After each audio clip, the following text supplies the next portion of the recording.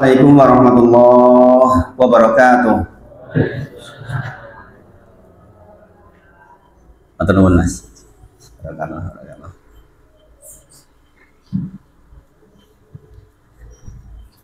Innal hamdalillah nahmaduhu wa nasta'inuhu wa nastaghfiruh wa na'udzu billahi min syururi anfusina wa min sayyiati a'malina. May yahdihillahu fala mudilla lahu wa may yudlilhu fala hadiyalah. Asyhadu alla ilaha illallah wa asyhadu anna Muhammadan abduhu wa rasuluh. Allahumma shalli ala Muhammad wa ala ali Muhammad. Subhanaka la ilma lana illa ma 'allamtana innaka antal alimul hakim. Rabbi shrah li sadri wa yassir li amri wahlul 'uqdatam min lisani yafqahu qawli. Amma ba'd. Usikum wa nafsi bitaqwallah faqad fazal muttaqun. Bapak Ibu sedaya, alhamdulillah kepanggihan malih setelah libur sekian waktu nih. Sejak sebelum bulan Ramadan saya konfirmasi Mas Latif sudah minggu lalu, tapi baru siap minggu ini insya Allah. Mudah-mudahan Allah berkahi kajian kita dalam menikah insya Allah. Sebagaimana biasa saya ingatkan Bapak Ibu semuanya, kita wajiblah untuk selalu mengoreksi tentang rasa syukur kita kepada Allah Subhanahu wa taala, mengingat semua nikmat yang Allah titipkan kepada kita itu akan dimintai pertanggungjawaban. Sekali lagi saya ingatkan, ini adalah titipan. Jangan lupa nih, bahwa setiap nikmat itu titipan yang pasti akan ditanyakan peruntukannya untuk apa. Umur kita akan ditanyakan, sepanjang kita berumur dipakai untuk apa. Kemampuan kita melihat, mendengar, semuanya akan ditanyakan oleh Allah Subhanahu wa taala. Kaki kita sehat akan ditanyakan peruntukannya untuk apa. Demikian juga tangan kita. Maka saya ingatkan selalu, jangan lupa Quran surah Al-Infitar ayat ke-6.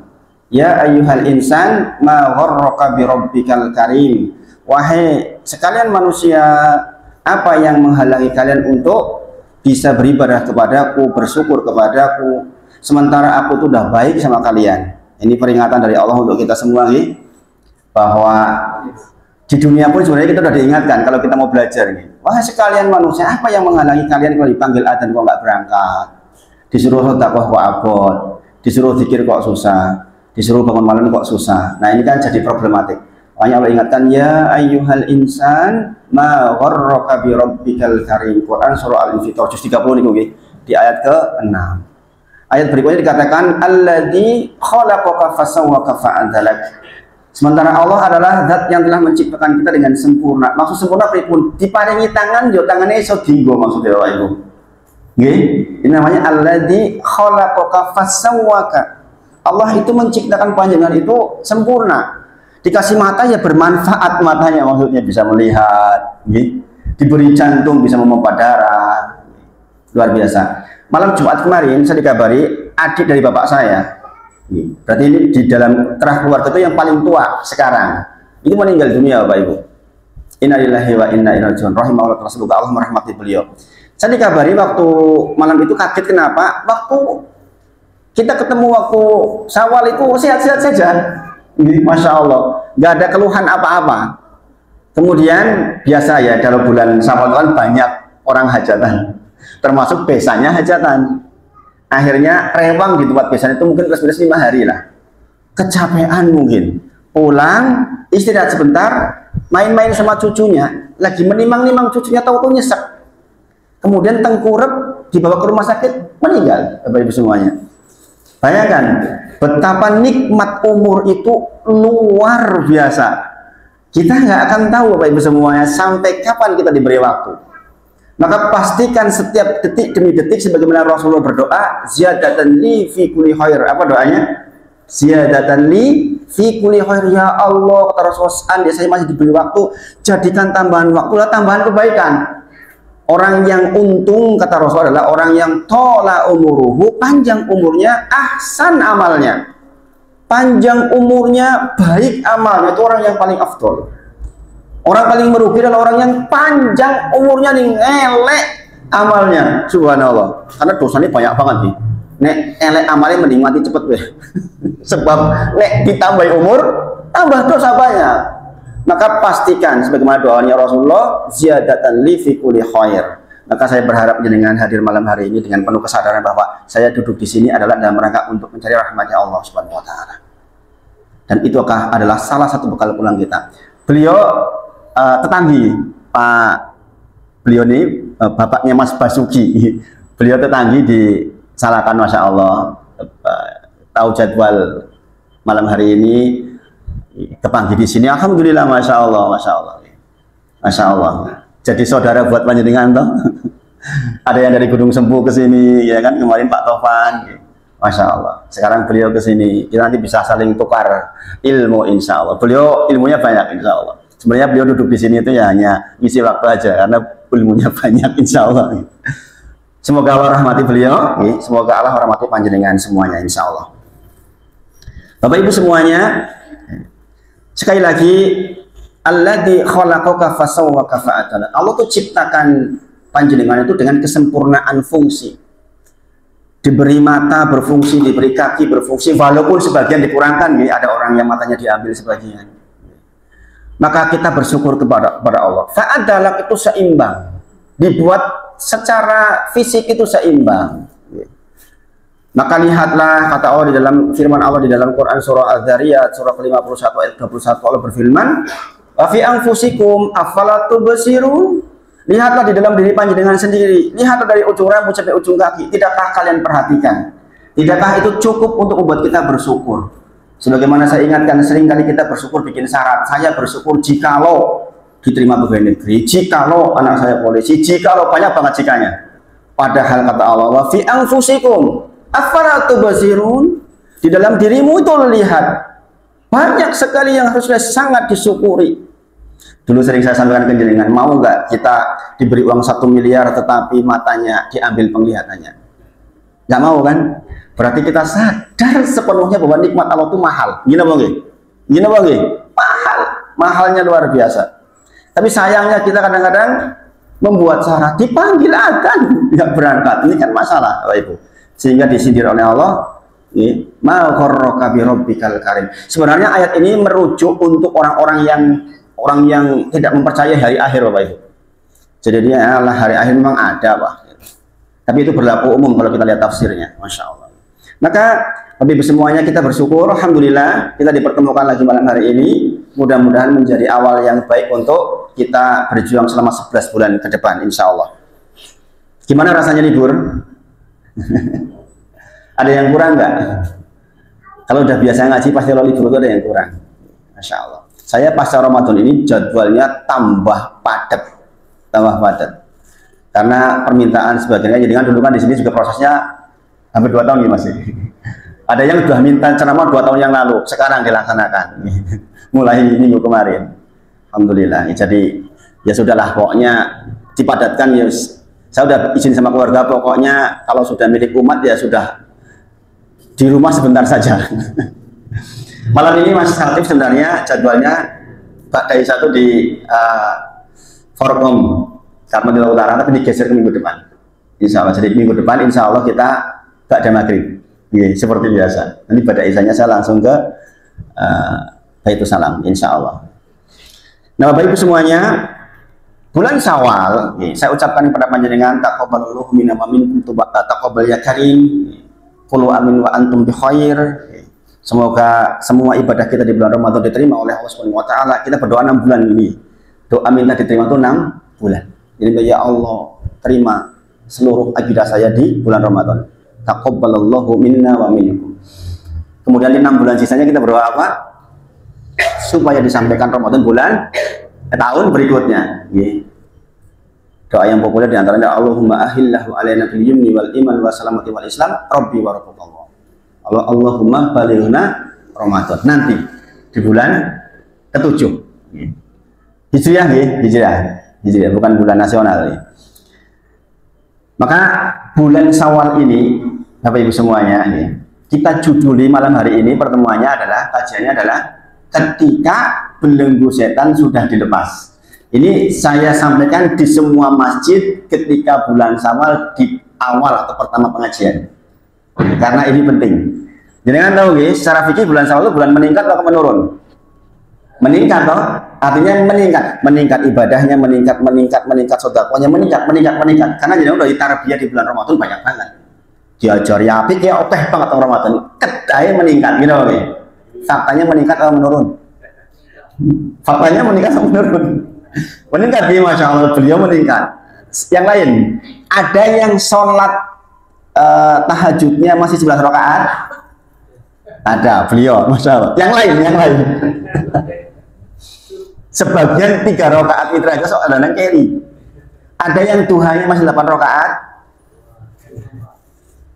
Masih? Ada yang sodakohnya seperti bulan Ramadan dengan takjil, masih makan orang? Ada. Ada yang zikirnya sebanyak bulan Ramadan? Adakah yang di bulan ini baca Qur'annya lebih banyak dari di bulan Ramadan? Ada nggak? Kebanyakan menurun. Gini apa? Faktanya begitu. Faktanya memang kebanyakan di bulan Syawal itu menurun, bukan meningkat. Walaupun aslinya bulan Syawal itu harusnya meningkat. Di bulan Ramadan kita menunggu waktu duhur. Kita datang ke masjid setengah jam sebelumnya, itu bisa panjang dan kita bisa sholat mungkin 20 rakaat sebelum datang waktu duhur. Saya tuh prime time-nya tuh waktu paling utama kadang-kadang malah justru waktu duhur dan asar itu, karena waktunya saya biasa sholat itu di Masjid Al-Yakin. Saya kebetulan tadi jadwal imam di sana. Saya tadi maghrib imam di sana, isanya Amar yang imam. Saya ke sini. Jadi di bulan Ramadan kadang-kadang saya datang 1 jam sebelum waktu duhur, sehingga saya bisa sholat sunnah mutlak tuh banyak. Tapi ketika di bulan ini kadang-kadang ya datang menjelang adzan. Jadi sholatnya ya tahiyatul masjid 4 rakaat sebelum duhur, sholat duhur 4 rakaat, 4 rakaat setelah duhur. Nah, cuma itu aja. Tapi di bulan Ramadan lebih dari itu, Bapak Ibu. Karena apa, Bapak Ibu semuanya? Ketika bulan Ramadan masih ingat, Rasulullah bersabda, "Atakum Ramadan, telah datang Ramadan kepada panjenengan semua, syahrun mubarak, bulan yang penuh keberkahan." Berkah buatan Ramadan, berkah buatan. Saya lihat dari shootingan ketika Amar Imam penuh terus sampai terakhir. Berkah tuh berarti berkah buatan. Masya Allah, berkah. Di sini termasuk tahan loh ini. Di masjid ini jamaahnya Masya Allah sampai akhir Ramadan masih tahan. Ada sekitar 4 masjid yang seperti ini yang saya lihat. Di Gunung Sempu juga sama kayak gini. Cuma di sana memang jumlah penduduknya lebih banyak, jadi lebih banyak jumlahnya. Ya, tapi tahan sampai akhir itu sesuatu itu, Masya Allah. Sesuatu, Masya Allah. Di banyak masjid kebanyakan maju. Terakhir hilang karek rongsof. Alhamdulillah di sini saya lihat masih cukup baik sampai akhir. Semoga Allah jaga seterusnya. Di malam hari ini kayaknya berkurang ya ini. Informasinya sudah sampai semua belum, Mas? Sampun. Mudah-mudahan Allah jaga seluruh jamaah. Jadi sekali lagi Rasulullah menyebutkan memang bulan Ramadan secara asal bulan yang penuh keberkahan. Kata Rasulullah, tuftahu ababul jannah, dibuka pintu surga, dimudahkan ibadah.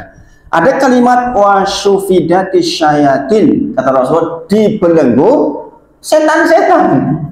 Makanya kalau bulan Ramadan kok masih elek, iya asli jenengan itu. Aslinya jenengan itu. Sebab setannya pun dibelenggu lah kok isi elek. Makanya sekali lagi maksiat itu berangkat dari 2 pendorongnya. Dari dalam Quran surah Al-Kahfi disebut yang namanya nafsu itu amaratun bisu. Yang namanya berbuat maksiat itu didorong oleh nafsu dari dalam. Yang secara asal amaratun bisu, dia memang mengajak kepada yang jelek-jelek, wegah sholat, wegah ini, wegah dan sebagainya. Nah, tetapi ada yang dari luar, namanya gangguan setan. Maka Bapak Ibu semuanya, karena faktanya di bulan Syawal ini setan sudah dilepas lagi, berarti kita punya 2 tantangan. Tantangan yang pertama dari dalam, tantangan kedua dari luar. Kita lihat di dalam Quran surah An-Nur ayat 21. Yang dilihat Quran surah An-Nur ayat ke-21. Ya ayyuhalladzina amanu, yang dipanggil orang-orang yang beriman. Ingat, berulang kali saya sampaikan, kalau ada kalimat ya ayyuhalladzina amanu, maka jenengan disuruh berhenti sesaat, perhatikan, jangan lewati. Bahasa zaman sekarang jangan di skip. Karena apa? Allah janjikan kepada orang-orang yang beriman untuk sukses dunia, sukses akhirat. Quran surah nomor 14, Quran surah Ibrahim ayat 27. Apa? Masih ingat? Yusabitullahu ladina amanu bil qawli sabit fil hayati dunya wa fil akhirah. Allah menjanjikan kepada orang-orang yang beriman di antara kalian bil qawli sabit, dengan kalimat yang kokoh, yaitu ucapan la ilaha illallah ketika sakaratul maut, dan ucapan bisa menjawab 3 pertanyaan kubur. Bagi siapa itu? Bagi orang-orang yang beriman. Maka kalau ada kalimat dalam Al-Quran, ya ayyuhalladzina amanu, lihat, perhatikan, jangan tinggalin, baca maknanya, baca tafsirnya. Zaman sekarang mudah nih. Sekarang dengan alat buka tafsir itu mudahnya luar biasa, nggak kayak dulu. Sekarang tafsir udah dikodifikasi dalam bentuk bisa kita yang ditampilkan di website. Masya Allah, kemudahan dan kemurahan dari Allah, tergantung kita. Dikatakan ya ayyuhalladzina amanu la tattabi'u khutuwatis syaiton, kata Allah. Jangan sekali-kali ikuti langkah-langkah setan, kata Allah. Coba jangan perhatikan. Ini berarti peringatan dari Allah untuk kita. Jangan sekali-kali panjenengan mengikuti langkah-langkah setan. Kata Allah, wa may yattabi khutuwatis syaiton, barang siapa nekat nih mengikuti langkah-langkah setan, fa innahu ya'muru bil fahsai wal munkar. Sesungguhnya setan itu mengajak kepada perbuatan fahsai wal munkar. Fahsa itu perbuatan keji, sesuatu yang terkait dengan merugikan diri sendiri. Munkar itu terkait dengan merugikan orang lain. Fahsa itu sering disebutkan terkait dengan perbuatan perut ke bawah, keji, elemen, berzina dan sebagainya. Munkar itu korupsi dan sebagainya. Dan yang namanya unsur menuju neraka, yaitu Bapak Ibu, maka ketahuilah barang siapa yang nekat mengikuti langkah-langkah setan, ketahuilah fa innahu, sesungguhnya dia setan itu mengajak kita kepada perbuatan keji dan mungkar. Bapak Ibu semuanya perhatikan di lanjutan ayatnya. Walaula fadlullahi alaikum wa rahmatuhu, jika bukan karena fadlullah ini karunia dari Allah dan kasih sayang dari Allah, rahmatnya kepada kita, maka Allah sebutkan mazaka minkum min ahadin, tidak satupun penjenengan manusia bisa suci, bisa bebas dari perbuatan keji dan mungkar kalau bukan karena rahmat Allah, kalau bukan karena kasih sayang Allah, kalau bukan karena karunia Allah. Kata Allah, mazaka minkum min ahadin abadan, selamanya di antara panjenengan manusia nggak ada yang bisa terbebas dari perbuatan keji dan mungkar. Bayangin Bapak Ibu. Kemudian dilanjutkan ayatnya, walakinallaha, akan tetapi Allah, ini kabar gembira, yuzaki mayyasha, Allah sesungguhnya dia mensucikan orang-orang yang dikehendakinya. Wallahu sami'un alim, sesungguhnya Allah Maha mendengar dan Maha mengetahui. Berarti akan ada orang-orang yang disucikan oleh Allah Subhanahu wa taala, Bapak Ibu. Siapa dia? Dia yang dikehendaki oleh Allah Subhanahu wa taala. Siapa dia? Di antaranya orang-orang yang enggak mengikuti langkah-langkah setan, Bapak Ibu. Nah, sekarang pertanyaannya, langkah-langkah setan ki opo wae? Kan itu pertanyaannya gini, Bang. Allah perintahkan jangan ya sekali-kali ikuti langkah-langkah setan. Barang siapa yang mengikuti langkah-langkah setan, maka sesungguhnya setan mengajak kepada perbuatan keji dan mungkar. Kalau bukan karena pertolongan dari Allah, rahmat dari Allah, maka dengan semua pasti akan terjerembab kepada perbuatan keji dan mungkar. Tapi Allah ingatkan, ada sebagian orang yang disucikan dari hal seperti itu. Allah Maha mendengar, Allah Maha mengetahui. Pertanyaannya, siapa itu? Ini yang kita ingin. Saya berdoa kepada Allah, ya Allah, mudah-mudahan yang malam hari ini hadir semuanya adalah orang-orang yang masuk ayat ini, yaitu walakinallaha yuzaki mayyasha. Semoga adalah orang-orang yang dikehendaki oleh Allah untuk menjadi orang-orang yang disucikan. Allahumma amin. Dengan itu kita menjadi orang-orang yang akan meninggal dengan husnul khotimah sebagai pintu gerbang menuju ke surganya Allah. Kemudian jenengan nanti dimudahkan di alam kubur dan masuk ke surganya Allah Subhanahu wa taala dengan mudah-mudahan. Maka kita komitmen duduk seperti ini Bapak Ibu dalam rangka untuk itu. Kita sudah sama-sama tua Bapak Ibu. Saya sudah menjelang 50 tahun, apalagi yang kita cari kalau bukan kemenangan. Kemenangan sudah kita bahas di Quran surah Ali Imran 185. Ya, bahwa kemenangan adalah ketika kita dijauhkan dari neraka jahanam dan dimasukkan surganya Allah. Gini. Masih ingat gini? Pelajaran-pelajaran yang lalu dibuka lagi, videonya kan ada. Gini. Bapak Ibu semuanya, lantas apa langkah-langkah setan? Saya sebutkan 9 diantaranya. Nanti kita lanjutkan di pertemuan berikutnya, insya Allah kalau nggak selesai. Jadi nanti konsepnya kita di pertemuan berikutnya ini, kalau kita 1 bulan 4 kali, kita akan belajar satu tematik yang seperti ini. Yang kedua nanti hadis arba'in, kita sudah sampai nomor berapa tuh hadis arba'in? Baru nomor 2 ya Mas ya? Oke, baru nomor 2. Kemudian nanti kita belajar tentang syarah rinci rukun Islam dan syarah rinci rukun iman. Jadi kita akan menjelentrehkan tentang rukun Islam dan seterusnya, rukun iman dan seterusnya. Bapak Ibu semuanya, saya kemarin ceramah di Sakola. Sakola tahu nggih? Pemiliknya kebetulan Masya Allah orang udah hijrah. Pemiliknya itu sudah hijrah sekarang, Masya Allah. Jadi sudah tidak pakai perbankan sama sekali. Padahal dulunya modalnya pakai perbankan, sekarang sama sekali. Saya kemudian diundang sama pemiliknya untuk keluarga besarnya. Kemudian ternyata nyambung Mas Latif. Ya, jadi beliau bilang, Ustadz, besok hari Kamis besok kita minta untuk jenengan isi di seluruh karyawan Sakola. Langkah-langkah setan yang pertama Bapak Ibu, setan pasti akan mengajak panjenengan, niup-niup di hati panjenengan dengan kesombongan. Itu program pertama setan. Apa dalilnya? Quran surah Al-Baqarah ayat 34. Wa id qulna lil malaikati isjudu li adama fasajadu illa iblisa aba wastakbara wa kana minal kafirin. Masih ingat Bi? Dan ingatlah ketika diperintahkan kepada malaikat untuk sujud kepada Adam, semuanya sujud para malaikat illa iblis, kecuali iblis aba wastakbara wa kana minal kafirin. Dia nggak mau, enggan, dia wegah, disebabkan karena dia sombong. Karena sombong. Ini dulu udah pernah saya bahas. Jadi lihat di dalam Quran surah As-Sod ini, itu diterangkan tentang bagaimana sikap iblis.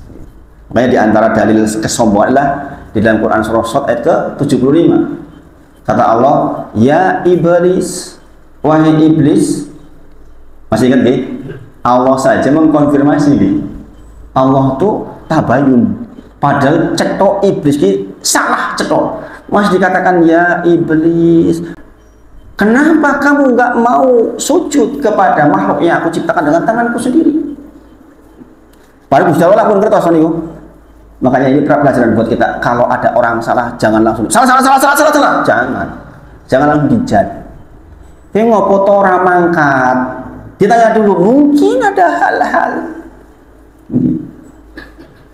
Kadang-kadang kita langsung memvonis. Padahal bisa jadi dia punya alasan yang ya bagaimana? Iblis sing cetok salah, Gusti Allah masih mengatakan, ya iblis, kok eman pun kali iblis. Gini bang. Apa yang membuat kamu tuh nggak mau sujud sementara udah aku perintahkan? Kata Allah, astakbarta am kunta minal alin? Apakah engkau menyombongkan diri ataukah engkau merasa tinggi, merasa hebat? Masih ingat jawaban iblis? Khalaqtani min nar wa khalaqtahu min tin. Kau ciptakan aku dari api, kau ciptakan dia dari tanah. Dia menganggap bahwa api itu lebih bagus dari tanah. Kita sudah sama-sama belajar, ternyata tanah lebih bagus dari api. Gini bagi, api ributnya pol-pol bikin masalah, tanah meneng, tapi ono tanduran, untuk hasilnya enak-enak, buah-buahan untuk jenengan. Gini bagi. Artinya klaim saja dia merasa hebat. Sebenarnya enggak, Pak. Makanya sombong itu hanya perasaan, subhanallah. Perasaan.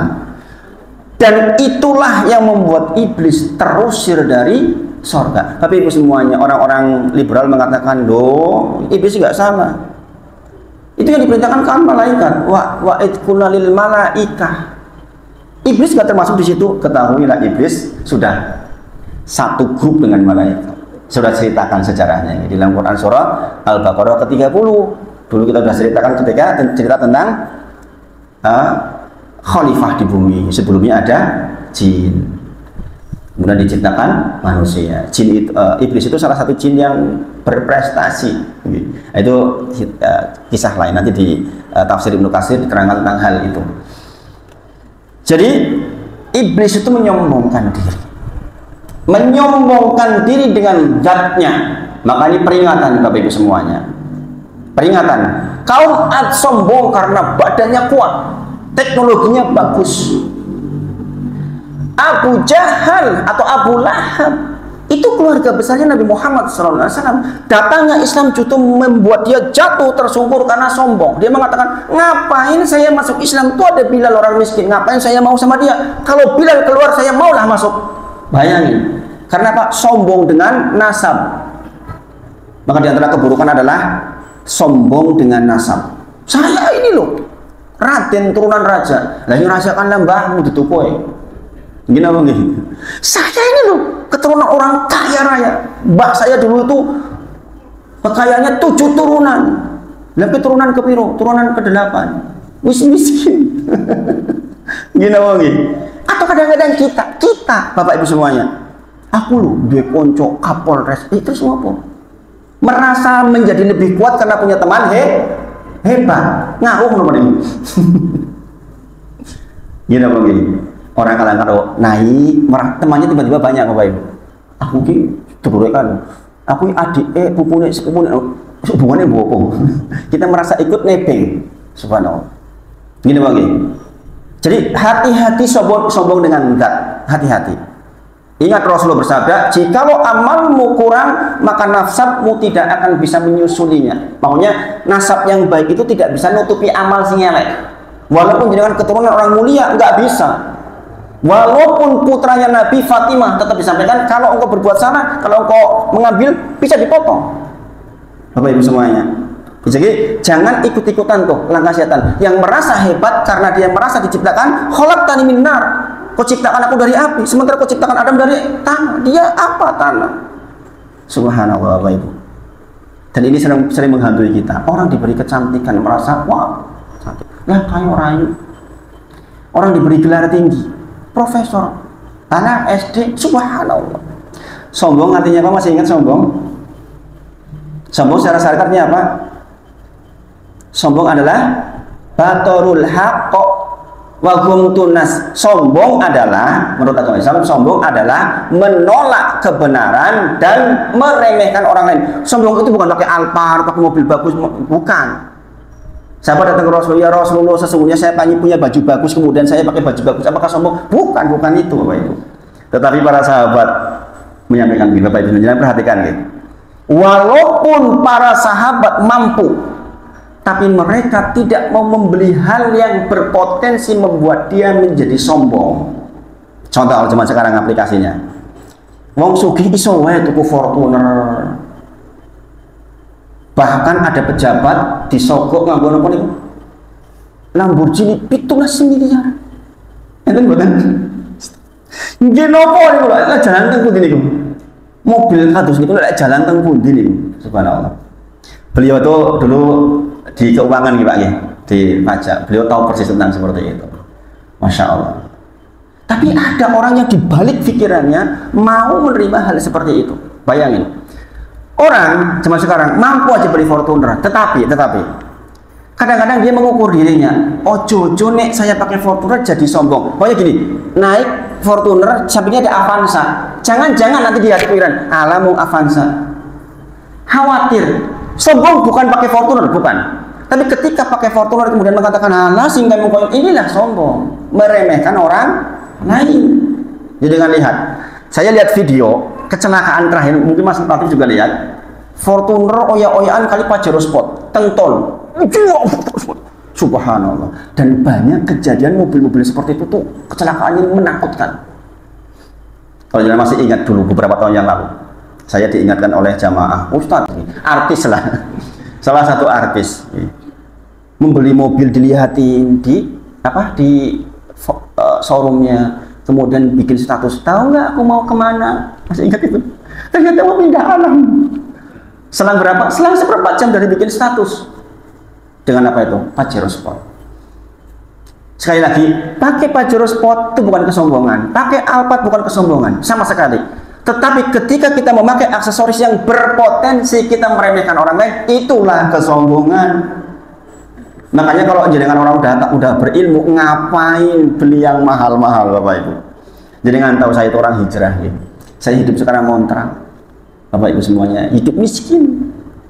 Saya mau mulai dari nol lagi. Jenengan tahu tempat tinggal saya sekarang. Sampai teman-teman saya kampus itu ada suka kasihan. Tempat tinggalku mesaknya banget. Gitu. Tapi itu pilihan hidup, Bapak Ibu. Pilihan hidup. Jadi kita jangan membuat keadaan di mana kita nanti menjadi meremehkan orang lain.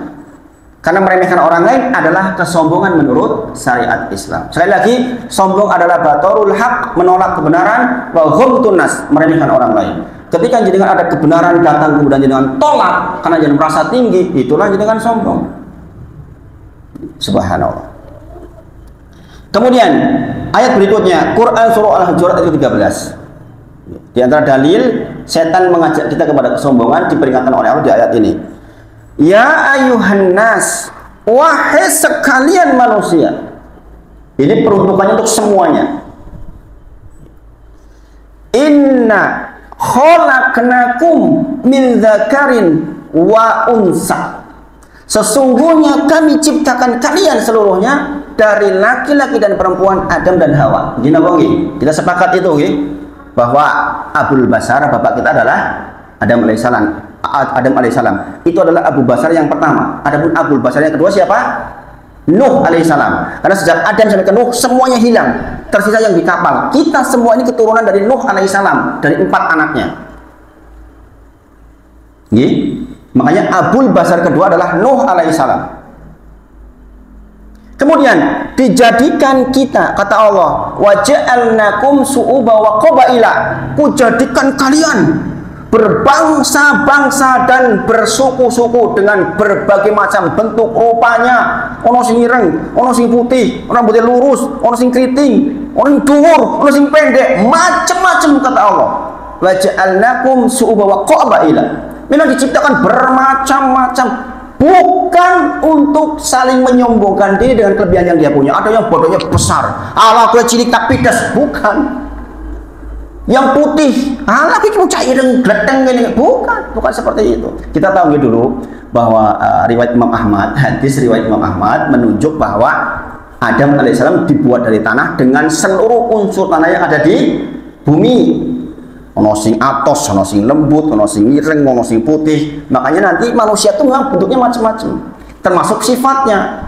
Nek ketemu wong sing lah ya gawe ini sokot lemah sing atos. Ada yang diseneni ya. Seneni senyum, diseneni senyum. Memang dari tanah yang lembut. Jadi jangan kaget, belum tentu yang itu mesti elek, belum tentu. Mungkin hatinya lembut mungkin. Jadi jangan langsung divonis. Saya sering menemui orang yang ketok atos jebule lembut banget. Sering. Ini orang yang ketok lembut banget jebule nipu. Subhanallah. Okay. Jadi kita menilai umum saja karena kita paham dalil. Dikatakan diciptakan kalian berbangsa-bangsa bersuku-suku. Apa tujuannya? Lita'arafu. Untuk saling mengenal. Untuk mengenal maksudnya bagaimana? Saling mengenali. Dulu kan saya pernah sampaikan dengan kenal itu kalian kiri sampean. Tanyakan gimana keadaan ini panjenengan, lagi susah apa lagi senang? Ya kan, masih ingat? Nek duduk ngaji jenengan minimal tahu karena jenengan itu siapa. Iki gek seneng apa gek susah? Mbok menawa gek susah jenengan iso nulungi. Enggak dengan uang, dengan tenaga, enggak dengan tenaga, dengan saran. Tadi pagi Bapak Ibu, tadi siang, subhanallah, saya itu sampai menyempatkan waktu lebih dari 30 menit. Orang datang ke rumah nawarin pasang internet. Saya udah ada internet pakai IndiHome, tapi ditawari Fastnet yang sekarang katanya dipakai oleh XL. Ngobrol sedikit, kemudian dia cerita, kalau di rumah saya dibacakan Al-Quran, ada murotal. Pak, kok ada suara Al-Quran? Ya ini kebiasaan saya di rumah ya, itu Al-Quran. Saya boleh bertanya sesuatu nggak, Pak? Lah nopo?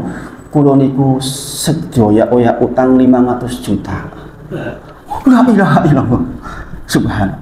Istri saya sudah mau dipidanakan kalau hari Jumat besok nggak bisa menyediakan uang 50 juta. Bayangin Bapak Ibu, saya nggak bisa menolong dengan uang, saya nggak punya uang. Saya kasih saran, saya kasih ke dia ilmu, saya wariskan ilmu yang penting buat dia. Beberapa doa, ada 3 doa yang utama. Salah satunya adalah doa dalam Quran surah Al-Qasas ayat 24. Doanya Nabi Musa alaihissalam, Rabbi inni lima ansalta ilayya min khairin fakir. Saya katakan Mas Niki dihafalin, nanti jenengan pulang dari sini mampir ke masjid. Jangan sekali-kali jenengan kerja kecuali jenengan kalau waktunya sholat mampir di masjid, kalau bisa setengah jam sebelumnya jenengan sholat di situ, banyakin doa ini di sujud panjenengan. Kemudian saya WA orangnya. Nah itu artinya apa? Lita'arufu. Bayangkan Bapak Ibu, saya nggak kenal beliau siapa, tapi ketika dia menceritakan hal seperti itu, bisanya saya kasih saran. Tapi demi Allah, kalau itu dilakukan, demi Allah, itu akan menjadi solusi buat dia. Dia sampai mengatakan, saya itu sama mertua aja sekarang udah dibuang Ustaz. Wis pokoknya mertua saya itu jelek banget sama saya. Gara-gara diutang oke. Subhanallah. Lita'arafu. Ingat Bapak Ibu semuanya. Kemudian Allah katakan, inna akramakum indallahi atqakum. Sesungguhnya yang paling mulia di antara kalian adalah yang paling bertakwa kepada Allah Subhanahu wa taala. Jadi bukan karena kedudukannya, bukan karena kekayaannya, bukan karena gantengnya, bukan karena cantiknya, bukan Bapak Ibu. Innallaha la yanzuru ila suwarikum. Sesungguhnya Allah tuh nggak melihat bentuk panjenengan.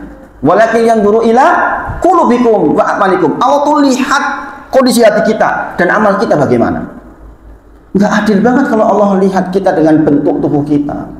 Wah, sing ora pati ayu mesaken. Gini apa nggih? Sing ora pati ganteng, ora pati ganteng wis bicurna wae. Masalah. Allah tuh lihat kondisi hati kita, Bapak. Bukan kan jenengan sering menemui orang yang kita bentuknya biasa tapi api. Gini apa nggih? Gini apa nggih? Saya pernah ceritakan ke jenengan dulu ketika saya di kuliah itu ada orang non muslim jaga apa namanya? Jaga tempat telepon itu. Dulu kan pakai wartel ya. Itu orangnya tuh orang udah tua, ibu-ibu tapi senyum sampai sekarang. Saya masih ingat senyumnya. Lu bayangin, sampai sekarang, karena setiap ketemu tuh senyum, Masya Allah. Sampai sekarang, berapa tahun coba? Udah, masih ingat saya senyumnya. Dan ini menjadi pembicaraan teman-teman kampus. Oh, saya masih ingat ibu itu. Wah, jantungnya api antenan. Mau goro-goro senyum. Bayangin, nah, kita orang Islam harusnya lebih bisa, ya, lebih bisa. Kemudian, innallaha alimun khabir. Sesungguhnya Allah Maha mengetahui dan lagi Maha teliti. Nah, Bapak Ibu semuanya, ini sombong. Sebenarnya tentu saja pembahasannya lebih jauh hari ini, tapi kita agak persempit karena tentu saja waktunya terbatas. Ingat ya Bapak Ibu, Salman Al-Farisi itu menjadi hebat, diangkat oleh Islam, padahal dia dari Persia. Sementara Abu Lahab itu keluarganya Nabi, tapi dia jatuh tersungkur. Gara-gara apa? Kesombongan. Dia sombong, nggak mau masuk Islam. Sementara Salman Al-Farisi yang orang Persia, dia masuk Islam sehingga diangkat derajatnya oleh Allah Subhanahu wa taala. Bapak Ibu semuanya, khusus untuk ibu-ibu saya terangkan satu hadis. Tentang masih ingat tentang imro'atun sauda, seorang perempuan yang hitam legam. Masih ingat? Masih ingat betul? Ini saya ingin menyampaikan tentang bahwa Allah ciptakan bermacam-macam, ada yang hitam, ada yang putih, ada yang putih. Bukan itu sebenarnya yang menjadikan orang mulia atau tidak. Mulia dan tidak bergantung kepada bertakwa atau tidak. Kata Ibnu Abbas, dia mengatakan hadhil mar'atu sauda. Inilah perempuan yang hitam legam. Maukah aku beritahukan kepadamu tentang seorang wanita penghuni surga? Kata dia, inilah ada seorang wanita yang hitam legam dan dia penduduk surga. Dia datang kepada Nabi Muhammad SAW. Qalat, dia berkata, ini perkataannya Ibu. Saya kalau bahas di sini dengan istri itu nangis. Demi Allah Bapak Ibu, istri saya kalau bahas ini, ngobrol ini malam-malam gitu, suka bersembunyi sendiri. Karena ini menunjukkan perjuangan kesabaran. Kata dia, ini usra'u. Saya itu ya Rasulullah punya penyakit ayan. Ayan tahu nggih? Saya punya teman dulu SD namanya Sabarudin. Wah, namanya Sabar. Penyakitnya ayan Bapak Ibu. Jadi kalau di kelas tiba-tiba begitu. Mendelik. Namanya ayan kan begitu. Dia mengatakan ini usra'u. Ya Allah, ya Rasulullah, sesungguhnya saya itu ada penyakit ayan. Kemudian dia dikatakan wa ini, dan sesungguhnya aku atakasaf, nek lagi kumat ayahnya itu terbuka auratnya. Paham Bapak Ibu? Ibu-ibu terutama ini, wanita hitam datang ke Rasulullah, ya Rasulullah, sesungguhnya saya itu punya penyakit ayan, nek kumat saya itu kelihatan auratnya. Saya malu ya Rasulullah. Tolong doakan saya ya Rasulullah biar sembuh. Begitu. Maka Rasulullah menjawab, Qala, ini kalimat ini yang buat saya nangis Bapak Ibu. Kata Rasulullah, in syi'ti, jikalau engkau berkehendak, jikalau engkau mau, sobarti, engkau bersabar dengan penyakitmu itu, walakil jannah, ku jamin kau pasti masuk surga. Bapak Ibu semuanya, barang siapa diberi kesulitan ekonomi kah, penyakit kah, atau apapun bentuknya, jenengan bersabar dan ridho kepada Allah, dijamin surga Bapak Ibu. Kalau jangan sabar, bayangin, walakil jannah kata Rasulullah. Syaratnya apa? Sabar. In syi'ti sobarti kata Rasulullah. Jikalau kau mau sabar dengan penyakitmu itu, ku jamin kau masuk surga. Wa in syi'ti, Rasulullah kasih pilihan. Tapi nek kue gelem tak dongake kue mari, tapi nggak ada jaminan surga. Apa jawaban perempuan ini? Qalat asbiru, ya Rasulullah, saya memilih sabar. Qalat, dia berkata lagi, fa ini atakasaf ya Rasulullah, tapi saya kan terbuka ya Rasulullah ketika kumat. Tolong doakan kepada Allah kalau saya kumat jangan terbuka auratnya. Maka sejak itu setiap dia kumat nggak pernah lagi terlihat auratnya, dijaga oleh Allah. Bapak Ibu semuanya, pelajarannya apa? Wong ireng, insya Allah Jawa-Jawa itu rapat yang menarik loh. Saja masih mikirin wedi ketok aurate. Bayangin Bapak Ibu, zaman sekarang orang sengaja dibuka. Wismah ayu putih malah dibuka auratnya, subhanallah. Pengen diselomot gede rokok nih. Ini orang hitam legam. Bokno, ya mohon maaf, bukan berarti merendahkan. Ini kebukain bokno orang-orang yang jadi tertarik orang-orang ini. Oleh orang imro'atin sauda, wong ireng men. Yang hitam jangan tersinggung, yang hitam manis. Ini cerita hadis ini. Jangan protes semua ustaz ireng. Aku ireng cek. Ini intik hitam legam. Masya Allah. Kenapa istri saya menangis kalau cerita ini? Istri saya sering bilang, bulan tahun besok ini kebetulan jadwal saya kedatangan saudara-saudara untuk sawalan kemarin di Jakarta. Dia cerita, ya aku boleh nggak saya minta sama Allah untuk punya rumah? boleh saja, tapi nek wes sabar, ridho dengan ketentuan Allah, insya Allah surga, insya Allah. Ya wes aku rasa don jarum. Sikene wae ora apa-apa. Sikene wae ora apa-apa ya. Subhanallah. Dan ujian Bapak Ibu. Saya hidup dengan kontrak itu menjadi lebih hati lebih tertata. Rumong seorang duwe, rumong susah. Rumong berkebutuhan dengan Allah Subhanahu wa taala. Itu yang saya rasakan. Jadi tengah-tengah masyarakat orang kontrak itu kan orang yang level 2. Orang di rumah we. Kadang-kadang begitu, tapi itu justru merawat hati, alhamdulillah. Nah jadi Bapak Ibu semuanya, ini adalah pelajarannya adalah wong ireng we nek memang dia betul-betul karena Allah dia sabar, insya Allah menjadi penduduk surga. Apalagi panjenengan, maka jangan pernah dengan sombong karena zatnya, karena kedudukan atau karena kepintaran dan yang semisal itu. Karena harta panjenengan bukan itu yang Allah maksud. Allah titipkan pada. Apalagi kalau harta itu pertanyaannya apa? Dari mana dan untuk apa? Setiap lempengan yang enggak terzakati maka akan menjadi pembakar buat jenengan. jenengan ternyata sudah sampai haulnya, sudah sampai nisabnya senilai 80 sekian gram emas, atau sekarang sekitar senilai 150 juta, tabungan sudah sampai haul 1 tahun, jenengan nggak zakati, maka jenengan akan disiksa oleh harta panjenengan sendiri. Subhanallah, jenengan punya tabungan mengendap 150 juta 1 tahun, jenengan wajib keluar 2,5% itu yang namanya zakat mal, yang menjadi rukun Islam itu loh, zakat mal. Banyak orang yang punya tabungan sampai 200 juta 300 juta enggak dizakati, dipastikan dia dibakar dengan hartanya sendiri. Makanya harta itu ditanyakan dari mana dan untuk apa. Mengerikan Bapak Ibu. Saya kenal orang-orang yang diberi harta banyak sama Allah, sebagaimana saya ceritakan dengan pembayar pajak terbesar di Jogja. 10 tahun terakhir saya kenal orangnya, dan saya ceritakan penjenengan berkali-kali bahwa beliau baik dengan saya, Masya Allah. Setiap Sabtu ketemu saya karena ngaji privat, Masya Allah, Masya Allah. Dan beliau diberi kerendahan hati, tidak sombong, Masya Allah.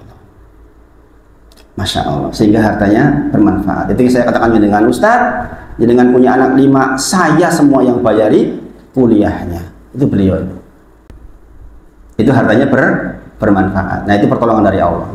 Setelah saya terjun ke dunia dakwah, mungkin miskin secara harta, tetapi pertolongan Allah itu banyak sekali. Yang berikutnya, langkah setan berikutnya adalah hasad.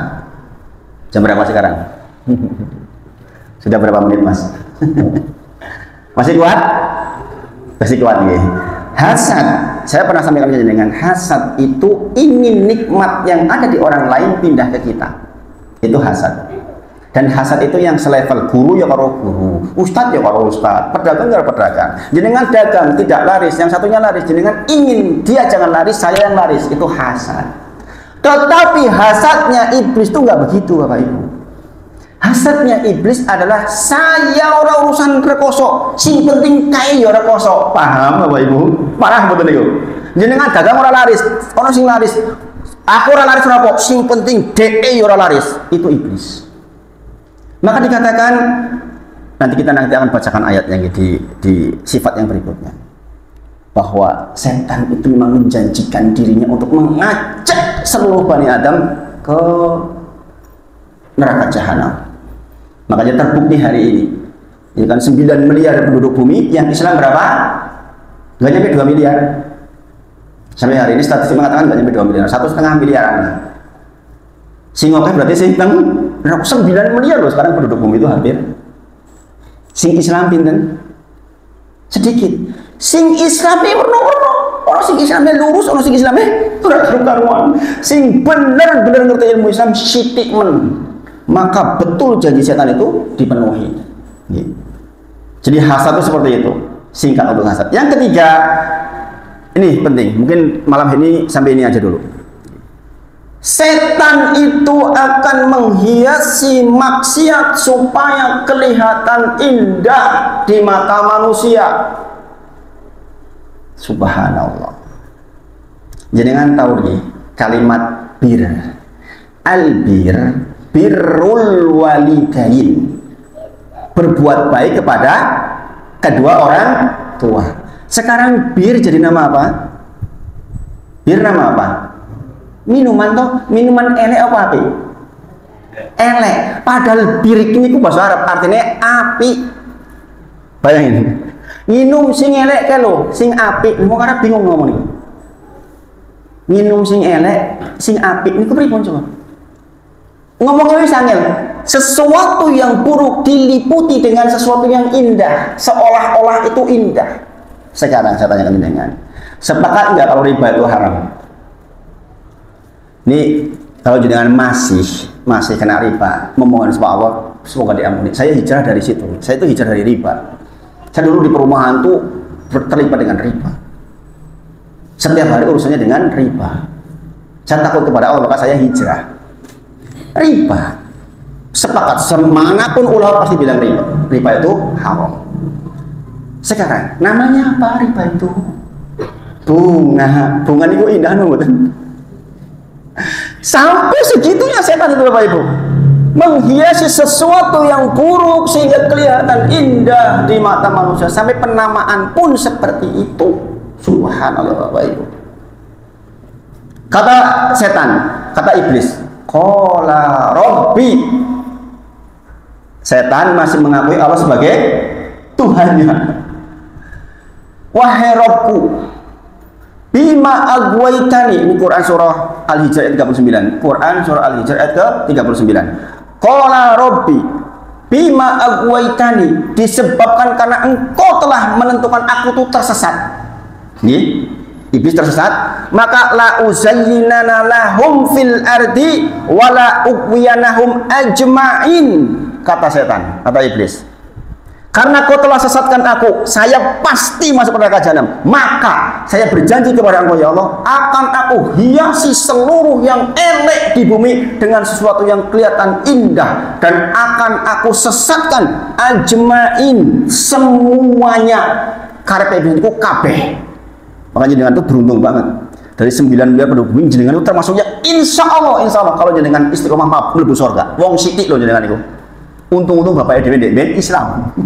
Makanya sekarang tugas kita belajar. Karena banyak orang Islam turunan.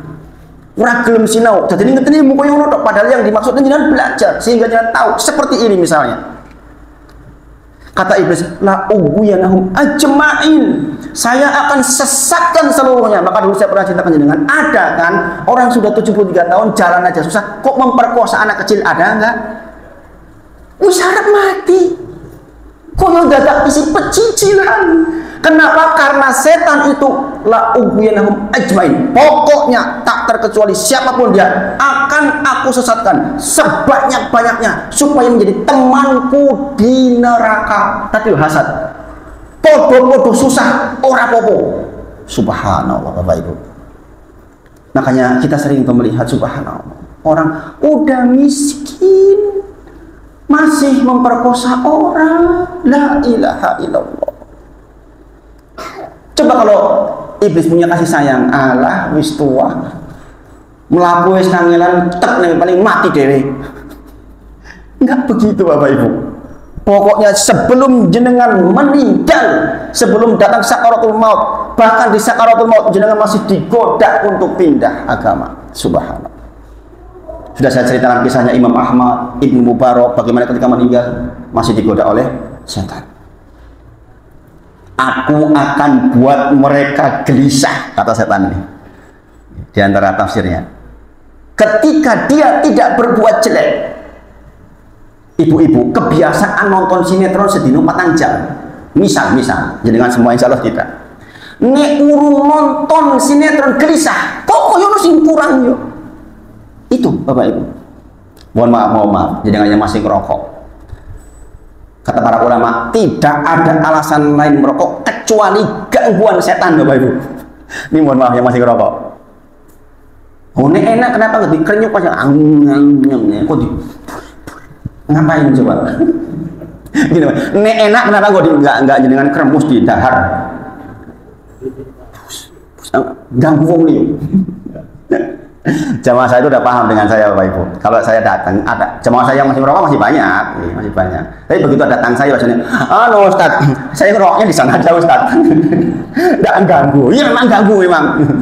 Saya kalau kena rokok itu nggak karu-karu. Makanya di antara hambatan saya di lingkungan pertemuan RT itu Bapak Ibu, saya di Sribitan di RT 2 itu saya sampai minta izin. Pak, kalau pertemuannya seperti ini 3 jam atau 2 jam, saya harus menghirup seperti saya nggak kuat Pak, terus terang aja. Makanya dimaklumi alhamdulillah. Subhanallah. Kadang-kadang saya di dalam rokoknya macam-macam nih. Mohon maaf yang masih ngerokok. Semua ulama mengatakan haram kecuali Basul Masailnya NU Jawa Timur mengatakan makruh. Yang lain mengatakan haram semuanya, Bapak Ibu semuanya. Maka saya mengatakan, nek orang ngerokok itu gelisah. Nek bardahar orang ngerokok kecut. Nah, ini kecut itu setan itu Bapak Ibu. Gini apa nggih? Dan angel marine memang seperti itu, dibuat gelisah ketika tidak melakukan itu. Orang biasa berzina nggak berzina gelisah, Bosone kita koyono sing kurang. Subhanallah. Itulah kalimat la uzayyinana akan dihiasi. Akan dihiasi oleh setan. Subhanallah. Sampai perkara yang makruh bahkan haram. Subhanallah Bapak Ibu. Ada dai salaf loh. Dai wis jadi dai mengatakan wajib buat saya rokok. Nek orang rokok ora iso ceramah. Ada kayak gitu tuh.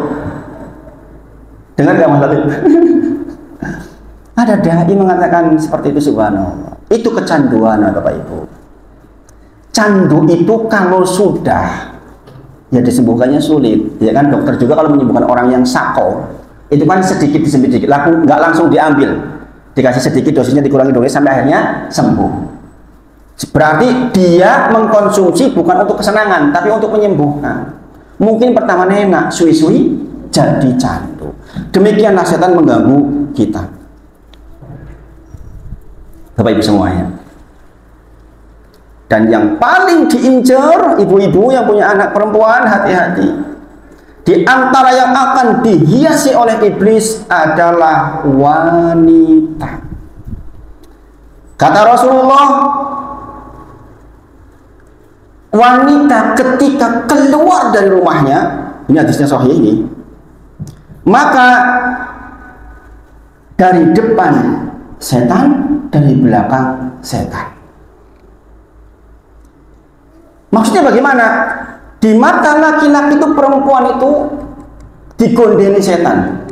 Makanya ingat di antara tafsir Quran surah Al-Qasas ayat 24 yang tadi saya sebut, ketika Musa alaihissalam berdoa kepada Allah, Robbi ini lima ansalta ilayya min khairin fakir, ketika dia habis menolong dua orang perempuan, ketika hendak ke rumahnya perempuan itu karena dipanggil bapaknya, ketika dia mengatakan saya mau ke rumahnya sana, mau nggak Musa di belakangnya? Enggak mau. Musa mengatakan saya di depan panjenengan ya, tunjukkan saja kanan kiri kanan kiri. Sebab apa? Musa enggak mau di belakang perempuan. Kalau di belakang perempuan nanti dia melihat bokongnya galekol. Tung tung tung. Ini bisa setan masuk. Dan ini hadisnya sahih. Kata Rasulullah, "Mataroktu ba'di fitnatan." Tidak ada fitnah yang aku tinggalkan yang lebih besar abdoru ala rijal bagi laki-laki minan nisa dibandingkan fitnah perempuan. Bahkan pejabat yang katanya terhormat, gubernur bojone ya wis ayu katanya soleha, tetap saja sekarang disoal gara-gara wong wedok. Gini apa nggih? Sekarang lagi rame to. Ketoke wong apik niku bojone kurang ayu napa? Mandiri sugih bojone yen.